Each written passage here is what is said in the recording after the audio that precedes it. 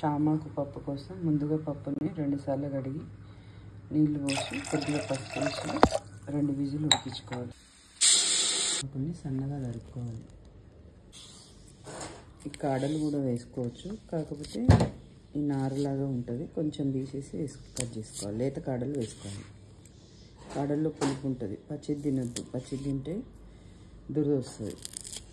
ఇది సన్నగా తరుక్కోవాలి.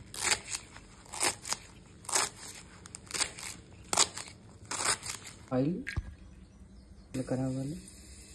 మంచి కరివేపాకు, ఆనియన్స్, ఉల్లిగడ్డలు, మిరపకాయలు లైట్గా ఇలా మెరిసిన ముందుగా పసుపు మంచిగా మెరిగినాక చామకూర ఆకేసుకోవాలి. పప్పు ఏమాత్రం ఉడికితే చాలు, మరీ మెత్తగా కావాల్సిన అవసరం లేదు. కూర మగ్గినాక కారం, ఉప్పు, కొద్దిగా నాని చిక్కు తీసిన చింతపండు రసం, పెట్టిన పప్పు కూడా దీంట్లో వేసుకోవాలి. కొద్దిగా వాటర్, ఇవన్నీ వేసిన తర్వాత కావాలంటే కొంచెం ఉప్పు చూసుకొని ఈ టైంలో తక్కువైతే వేసుకోవాలి. మంచిగా మసిలినాక బంద్ చేసేయాలి. అయిపోయింది.